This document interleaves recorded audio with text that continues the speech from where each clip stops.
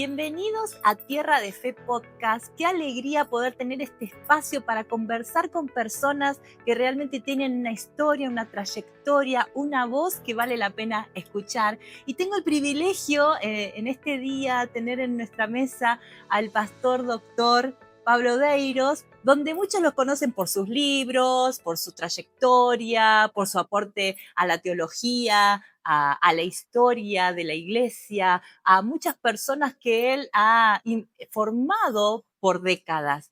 Pero en esta oportunidad quiero llevar esta conversación no tanto a una charla formal o de cátedra, sino todo lo contrario, quisiéramos conocer lo que está detrás de la persona que tanto conocemos de su trayectoria. Así que es un gusto, doctor, poder tenerlo en este espacio, en este lugar. Es una alegría recibirlo. Muchas gracias, Ileana. Para mí es un placer también estar en contacto con la audiencia de Tierra de Fe. Ujú. Le cuento que es nuestro primer podcast, Bueno, así qué que bueno, bienvenidos magnífico. y que sea de mucha bendición para todos los que nos van a Amén. ver, escuchar y que sea algo que marque la historia también en estas conversaciones que vamos a tener con personas tan valiosas como la suya. Amén. Así que, bueno, muchas veces, muchas personas lo conocen a usted por su recorrido, por su trayectoria, como dijimos, por lo que representó toda su vida tan importante para la iglesia y para la teología. Pero hoy quería llevar la conversación más amena, Amén. más, más profunda sobre usted y conocerlo detrás de todo esto que tanto nos enriqueció, pero muchas personas no conocemos quién es Pablo Deiros y nos gustaría saber un poco más de usted. Por ejemplo, ¿cómo se encuentra hoy? ¿En qué etapa de su vida está? ¿Cómo está viviendo este tiempo? Me encuentro en la última vuelta de mi vida, es decir, en la etapa de la ancianidad. Estoy a punto de cerca de cumplir 81 años Wow. y obviamente estoy tratando de entender esta etapa de la vida en que me encuentro, que gracias al Señor eh, la estoy viviendo con buena salud, con fuerzas y con eh, entusiasmo en el servicio también al Señor. Pero es necesario encontrarse con uno mismo en esta etapa de la vida, ¿verdad? Que es muy diferente de las anteriores.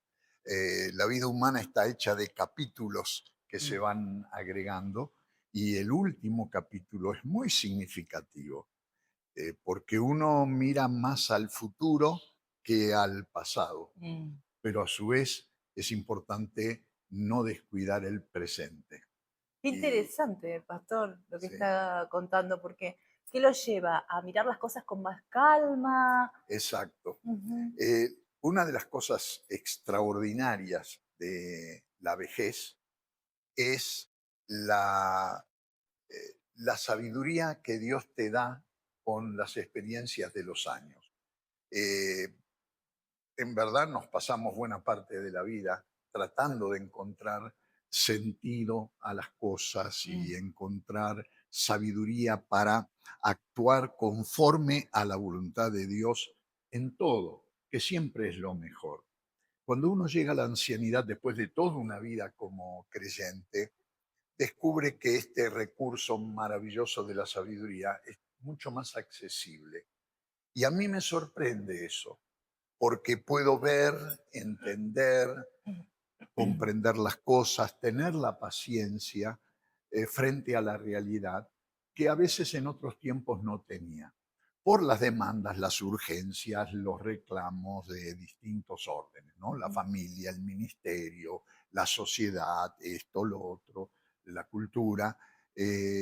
Uno va corriendo cuando la sangre fluye con fuerza, con más ímpetu, pero no siempre con más sabiduría.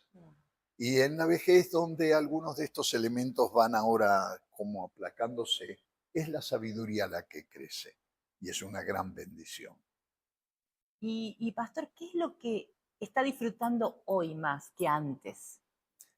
Precisamente Mm. esto, la idea de que las crisis que uno confronta en la vida, en todos los órdenes de la vida, siguen siendo las mismas, más o menos, siguen siendo las mismas, pero hay un aplomo y hay una serenidad que permiten confrontarlas con mayor estabilidad y menor urgencia.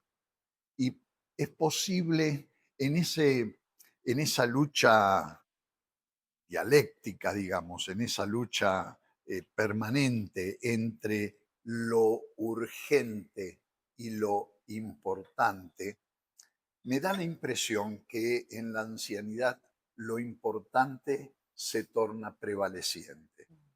Y, y creo que esto es bueno, ¿verdad?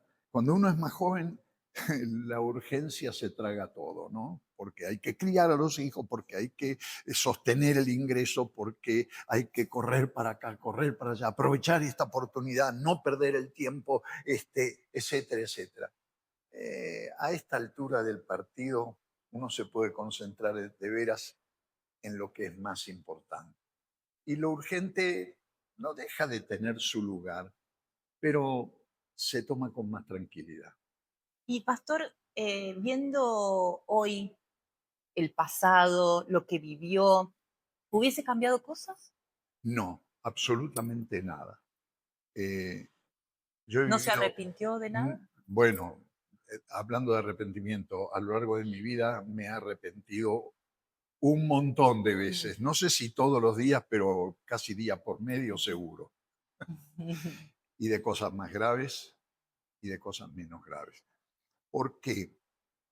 Porque uno tiene que entender en algún momento, y yo creo que ahí es donde la sabiduría interviene, que es un ser humano. No somos una porquería irredenta, tampoco somos superhombres, supermujeres que lo pueden todo.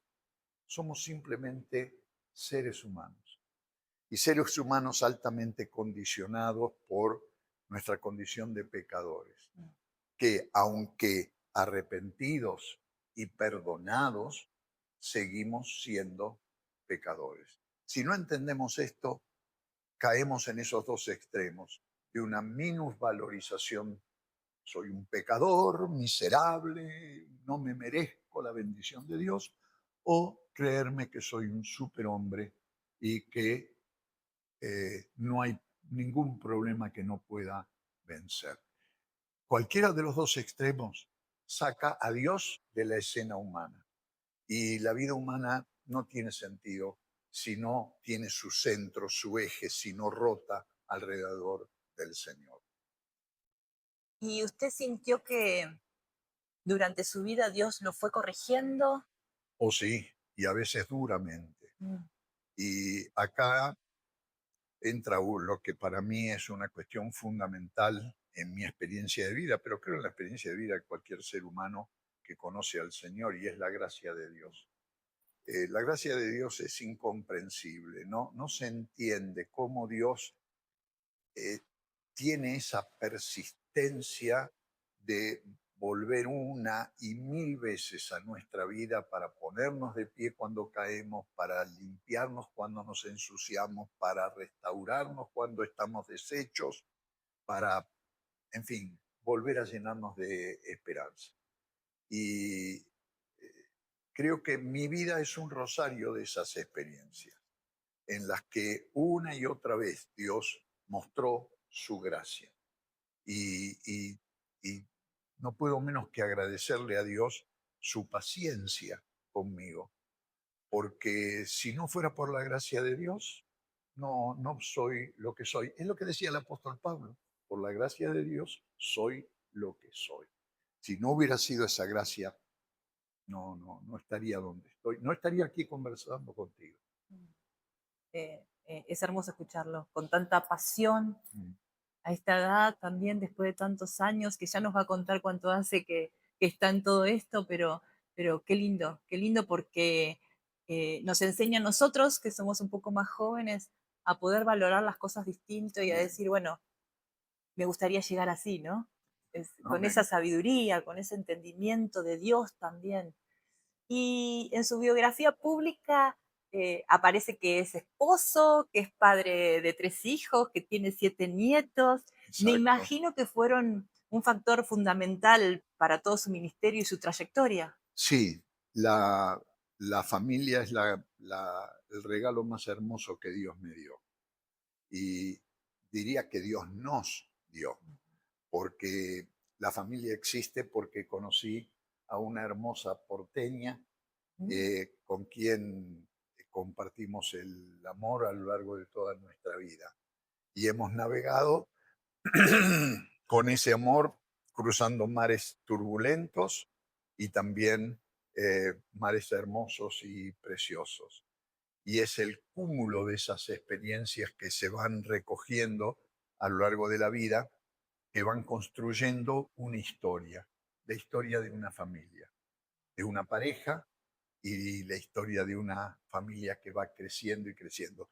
Para Norma, mi esposa, y para mí, la familia es un elemento muy importante en la construcción de nuestras vidas personales, de nuestra vida como matrimonio, como pareja, pero también en lo que Dios nos ha permitido hacer. Estamos felices, orgullosos de la familia que Dios nos ha dado, la nuclear y la extendida, porque tenemos una familia extendida claro, bastante amplia. los que se incorporan. Exacto, exacto. Qué lindo. Y pastor, em, durante su trayectoria sabemos que muchos fueron viajes, Sí, moviéndose de un lado para el otro, y también la familia fue parte de ese acompañamiento. ¿Lo vivieron bien? ¿Cómo sintió el acompañamiento de su mujer, que seguramente tenía su vida, pero sí, también es decir, bueno, apostamos a esto, sí. apostamos a acompañarlo? Sí, mirando hacia atrás, Ileana, a esto que estás comentando, uno se da cuenta de que si no hubiera sido por la guía del Señor, eh, esta, esta vida de peregrinaje hubiera sido un caos, porque viajar es hermoso, es desafiante, es bonito, son experiencias nuevas, conocer personas nuevas, pero también es desafiante. Vos mencionaste algo así al pasar, y es que cada uno como persona tiene sus proyectos personales, tiene su etapa en la vida, etcétera, etcétera. Cuando uno sale del país, especialmente cuando se mueve a otro lugar o se muda a otro lugar, peor todavía, las voluntades personales, aún de los niños, está involucrada. Claro. Y No es lo mismo el desarraigo, que exacto. depende de la edad que están viviendo los chicos, Entonces, moverlos. si el proyecto no es de Dios, Mm, termina mal, termina en un caos. Alguien sufre. Los chicos porque pierden a sus amigos, la escuela, esto, lo otro. La esposa o el esposo porque pone en riesgo su trabajo o interrumpe su trabajo o corta su carrera. Eh, Siempre hay un precio que pagar. Por eso, cuando Dios lo llama a Abraham, deja tu tierra y tu parentela y ve a la tierra que yo te mostraré. Y Abraham hace el equipaje y pum, se larga hacia una tierra ignota. Eh, Estaba tomando una decisión que involucraba no solo su familia inmediata, que en aquel momento era su esposa, no tenía hijos, sino a la descendencia millonaria, multimillonaria de descendientes de Abraham que dependían de ese eso. viaje.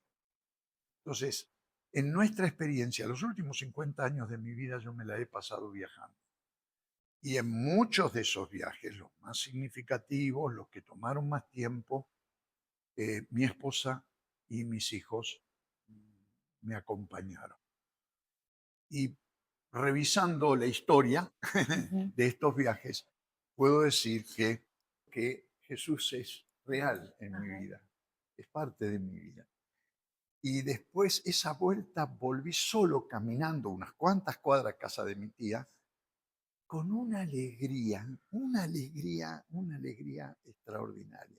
Tengo las imágenes. Iba pasando por los balcones, las barras de los balcones con el dedo, así como si fuera un arpa, y me parecía escuchar la música de las arpas. Y alegre, saltaba y corría. Tenía 11 años. El gozo de la salvación, El ¿no? gozo de la salvación. Y bueno, esa experiencia ha sido permanente en mi vida. Porque en realidad lo que llamamos conversión tiene que ser una experiencia de cada día. Cada día nos tenemos que volver al Señor y volver a hacer pacto con Él y volver a entregar nuestra vida. La salvación es un proceso. Fuimos salvos, somos salvos, seremos salvos. Y ese proceso tiene que estar marcado por estos puntos de intimidad, de relación, de gozo, de llenura del Espíritu Santo a lo largo de toda la vida. Eh, no me canso de escucharlo, pastor. Quisiera que esta conversación no se termine, pero pensando en su vida, que es teólogo, historiador, docente, una mezcla poco común en Sí, una persona. ¿Cuándo comenzó todo esto? ¿Cuándo fue el quiebre, si lo hubo o no, de decir, bueno, entiendo que voy a dedicar mi vida al servicio de la iglesia, al servicio del Señor? lo estás expresando de maneras muy, muy concretas, Mm. que no es la manera en que yo lo tenía cuando tenía 12 años. Una ¿Fue ahí noche poquito después de todo Sí, esto? claro. Eh, la vida es una secuencia de experiencias. Y lo que uno recuerda son experiencias, no conceptos. Mm. Esto tiene que ver con la teología que hablábamos en off hace un rato. Sí. La teología es el resultado de la experiencia. Lo que te estoy contando es teología, pero basada en experiencias.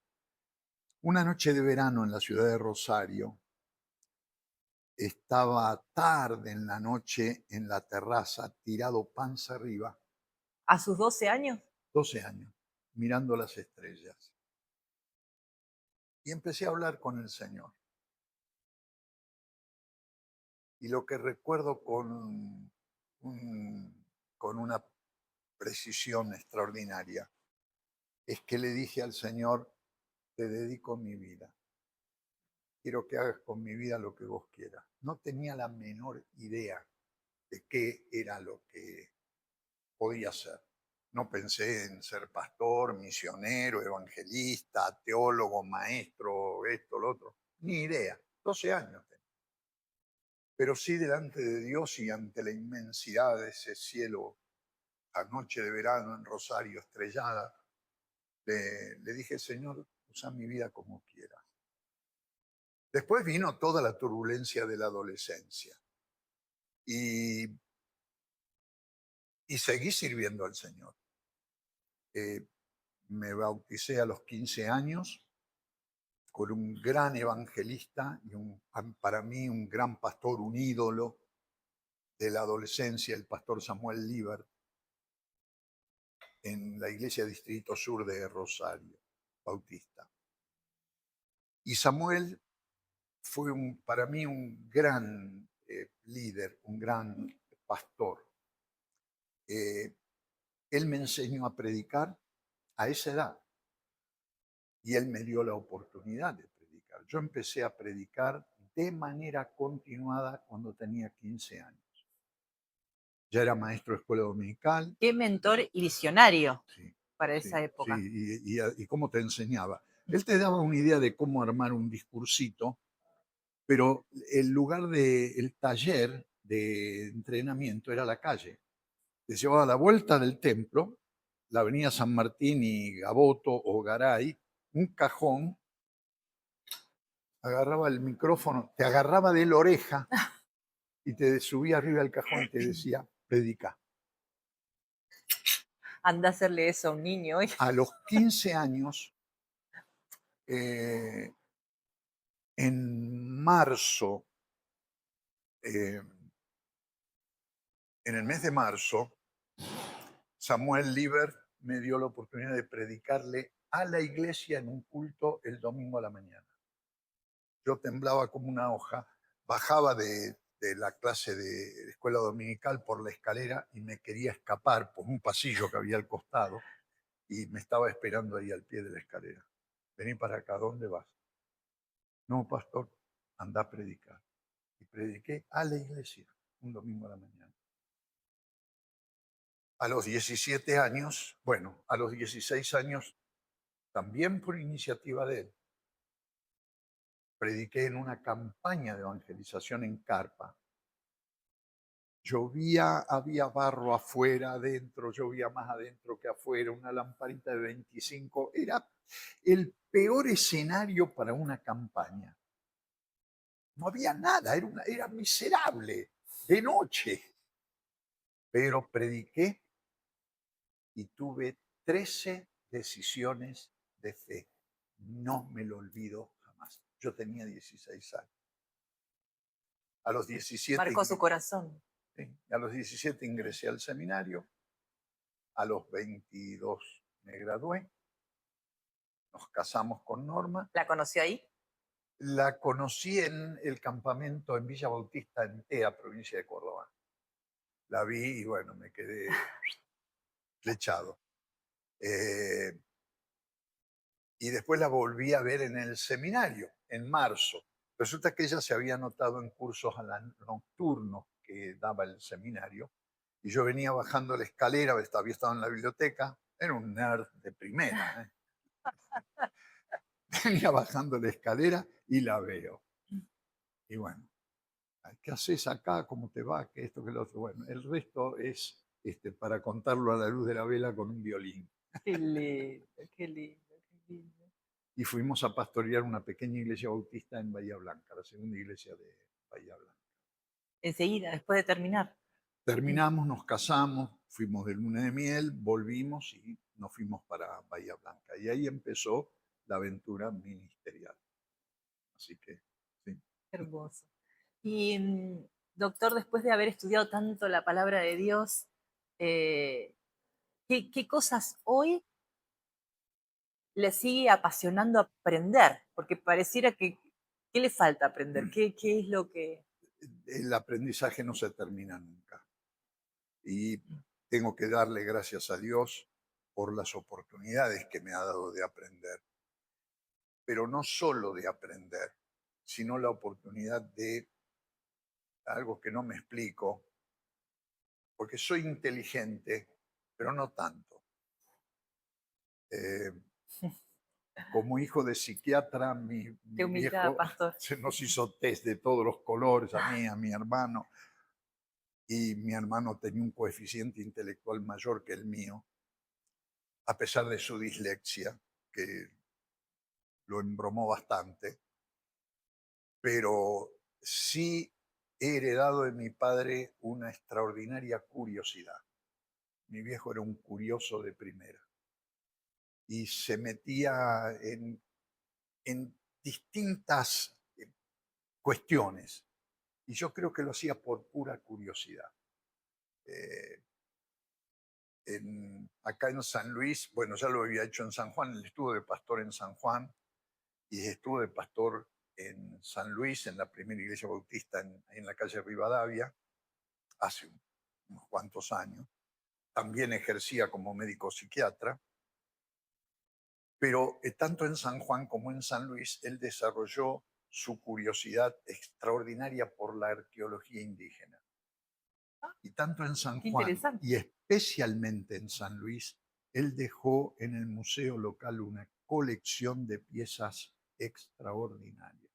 Llegó a desarrollar como amateur, llegó a desarrollar un conocimiento muy, muy profundo de la arqueología indígena local, junto con otro amigo y bajo la orientación de profesores de la Universidad de La Plata que venían a hacer sus proyectos de excavación y todo lo demás, pero contaban con mi viejo y con su amigo como los que mejor conocía en el campo. Bueno, ahí vemos su corazón también y su Sí, pasión hacia la historia. sí, sí, sí, ¿De dónde sí, viene, no? sí, sí. Mi viejo era un hombre de una cultura muy amplia, gran lector, este, y, inquieto, curioso. A mi edad, andaba siempre con una libretita chiquitita así, estudiando francés. Y a veces yo lo veía en los cultos cuando estaba medio aburrido el culto, que estaba con la libretita en la mano aprendiendo francés en lugar de prestar atención a lo que se decía. Este, Y hasta el día de hoy me imagino que usted le sigue apasionando estudiar algo. sí, sí, sí. De hecho, mi Porque carrera, digamos, académica se ha desarrollado en distintas áreas. dijo que estaba jubilado, pero Sí, no me lo imagino como cualquier no, jubilado. al contrario, la jubilación me sirvió para profundizar precisamente la investigación y escribir. Las obras mayores mías las he escrito, obviamente, con materiales que recogí durante toda mi vida, porque soy un papelero de primera, pero las pude escribir gracias a estar jubilado y no estar con las demandas de un ministerio o algo por el estilo. ¿Y hoy está en algún proyecto? Bueno, estoy en una pausa porque estoy revisando, eh, no es un proyecto nuevo, yo he escrito hace ya unos años un comentario del Nuevo Testamento en 15 volúmenes. Son 15 libros entre 800 y 1000 páginas cada uno. Son libros muy grandes.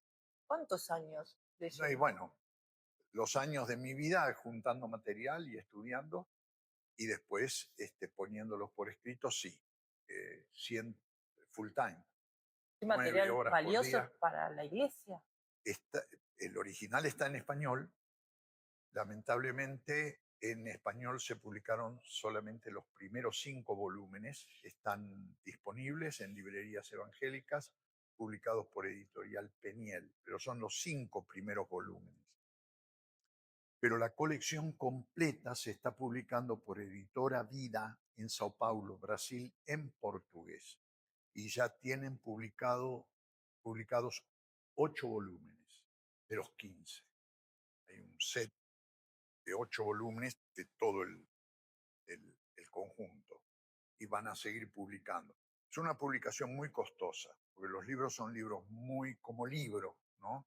Son, Claro, no son no, con son tapa libros de tapa claro, dura, cosidos, para que duren la eternidad, tienen que durar mucho, porque son muchos obras años. de consulta. Claro. No, nadie lee un comentario bíblico de tapa a tapa como se lee un libro devocional o de autoayuda. Son libros de consulta, son libros para 2, 3, 4 generaciones. Entonces, la publicación es muy costosa. Eh, y lo que estoy haciendo ahora es revisar la edición en castellano, el texto en castellano, y actualizarlo. Porque la primera versión que yo publiqué, la publiqué pensando en pastores, líderes, predicadores, misioneros en América Latina, en el mundo de habla castellana. El 80% de la totalidad de los pastores y líderes no tienen la más mínima formación bíblico-teológica. Entonces no se puede escribir un comentario muy, muy complejo. Igual el nivel es de un nivel medio. eh, Imagino al lector como alguien que tiene su secundario completo, lo cual no es la realidad Mm. de todos los pastores en América Latina, pero un secundario completo que pueden leer un texto y entender qué es lo que dice el texto. Bajarlo Entonces, a la actualidad, al lenguaje además, de hoy. el lenguaje de hoy y además la realidad latinoamericana. No es lo mismo este comentario que un comentario que fue escrito en inglés Claro. y en el siglo XIX. No tiene nada que ver con nuestra realidad. Pero lo que Eh, usted está contando, pastor, es muy valioso sí, claro. para todos Entonces, pero lo que nosotros. estoy haciendo ahora es revisando el comentario y aumentando las notas eruditas y bibliográficas al pie de página elevando el nivel del comentario a un comentario de tipo académico y hasta donde se puede, actualizando la bibliografía y actualizando la discusión técnica a la que la gran mayoría de los lectores no tiene acceso. Pero hoy están saliendo de nuestros seminarios hombres y mujeres con un nivel de formación, por ejemplo, que leen bien el griego, que entienden la gramática griega y que tienen un concepto del texto bíblico que no es simplemente repetir de memoria el texto bíblico, sino una actitud crítica. Es decir, ¿por qué Pablo dice lo que dice? ¿Y qué significa esto? No simplemente porque lo entiendo en castellano, sino porque entiendo la cultura que está detrás de lo que Pablo dijo. Entonces, cuando uno levanta el nivel de la discusión al plano académico, es otro mundo completamente distinto del de la predicación el domingo a la mañana. Entonces, el comentario de alguna manera apunta a ofrecer material exegético, es decir, la interpretación del texto griego, el texto griego, y la exposición. La exposición, vos podés fotocopiar esa página y llevarla al púlpito, ¿verdad? En un nivel Ah, medio. bien. Pero al pie de página, si vos sos un profesor de Nuevo Testamento en un seminario, ahí tenés toda la discusión académica y los distintos puntos de vista en la literatura en todo el mundo y en 5 idiomas diferentes. Impresionante, pastor. Es decir, pues la bibliografía está en castellano, por supuesto, inglés, alemán, francés y portugués, e italiano. Pastor, ¿podemos hacer así y sacarle Ahora, todo el jugo a usted? eso al grueso de los pastores no le interesa, no lo necesitan tampoco. Mm. Pero un profesor de Nuevo Testamento en una institución seria, no un instituto bíblico cusí, escuela dominical aumentada, necesita hoy estar al tanto de cuál es la discusión académica en las grandes universidades, etcétera, etcétera. Y el ser también Porque historiador lo ayudó. 100%. Siento, sí, el trasfondo mío. Yo soy un historiador profesional. Entonces, el trasfondo como historiador me ha ayudado muchísimo. Y la pasión por el texto bíblico, que fue mi primer gran amor, eh, también, también. Yo tenía medio abandonado el griego porque no lo necesitaba demasiado, así que me tuve que poner otra vez a A refrescar, desempolvar. Claro. desempolvar el griego, y fue una experiencia hermosa, hermosa, porque el texto bíblico es una cosa maravillosa, maravillosa. Cuando vos te metés adentro del texto bíblico con las herramientas que hacen falta para diseccionarlo y analizarlo, descubrís cosas increíbles, increíbles. Me, Entonces, me, me, y es inagotable, es inagotable. Por me eso esta imagino. revisión que estoy haciendo ahora, Si uno que no tiene todo lo que tiene usted, eh, de haber aprendido tanto, lee la palabra sin quizás saber un montón de cosas, nos lleva a esa pasión y a ese poco entendimiento. Me imagino usted cuando lee un sí, versículo o una palabra, lo que debe pasar en su mente sí, y en su no, corazón y no cómo lo es ve a Dios. claro, sí, Porque si sacamos a Dios de esto, estamos... es cierto. Ahora, esta es la experiencia de alguien que intenta profundizar el texto con las herramientas que hoy tenemos. Hoy la ciencia bíblica es una ciencia Mm, y cualquier ciencia va creciendo y desarrollándose con el tiempo porque se va construyendo sobre lo que ya se conoce. claro. Hay una ciencia bíblica, una ciencia de la traducción, una ciencia de la interpretación, hay un rigor académico acá. Ahora, no necesitamos de eso para predicar la palabra, enseñar la palabra, pero sí es importante que alguien haga ese trabajo y que ayude a una mayor clarificación del texto, por lo menos para no decir burradas que no Claro, dice el texto. para enseñarla claramente al tiempo de hoy.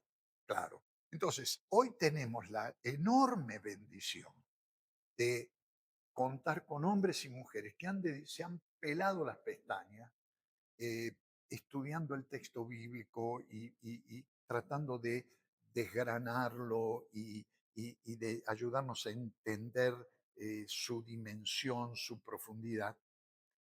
Y tenemos otros que tomando esos hallazgos, lo traducen a un lenguaje más llano Mm, para que lo podamos entender claro. y sobre todas las cosas el Espíritu Santo nos ayuda, nos enseña, nos ayuda a interpretar la palabra y nos ayuda a comunicarla. Doctor, Entonces, ¿cómo hace para que tanto estudio, tanto conocimiento no lo lleve a enfriarse? al contrario, cuando el estudio se hace bajo la guía del Espíritu, este comentario está bajo la guía del Espíritu Santo. Yo, a ver, no quiero fanfarronear Mm, de espiritualidad en esto, pero ha sido mi pero es la experiencia. realidad. Yo he escrito este comentario en oración. ¿Y qué le diría hoy a un joven que quiere estudiar la palabra de Dios y no caer en arrogante? Sí, el conocimiento nos hace arrogantes, Ujú. porque lo Es dice la un hilo muy Biblia, finito, ¿no? el conocimiento da poder, Mm. ¿verdad? La ignorancia hace vulnerable, el conocimiento te da poder. Y ahí está la cuestión de cómo asumir el conocimiento con humildad, reconociendo que lo que conocemos, lo conocemos porque Dios lo dio a conocer. Ahí Lo que Él reveló y lo que lo Él que Él reveló, quiso revelar, lo que Él quiso y lo que Él quiere quiere revelar y revelar. lo que sigue revelando a través de la obra del Espíritu Santo. Entonces, eh, si uno se autoconsidera nada más que un instrumento, me viene a la memoria un verso hermoso de Genta. Era una débil caña, ni su fácil diseño ni su vacía entraña, nada eran por sí. Pero cuando el pastor bajando la montaña le soplaba sus sueños, qué mágicos acentos le arrancaba el frenesí. Soy una débil caña, sopla, Señor, en mí. Guau. Un genio, doctor. Y para ir terminando, le voy a hacer una última pregunta, pero que ya va al corazón, a, a lo sencillo que usted me pueda responder. Si hoy está sentado a la mesa con Dios, tomando un café, ¿qué cree que Él le diría? Lo primero que le diría Dios a usted. Eh, no lo que creo que me diría, pero lo que me gustaría que me dijera. Bueno, Buen siervo y fiel, sobre poco has sido fiel, sobre mucho te pondré. Entra en el gozo de tu Señor.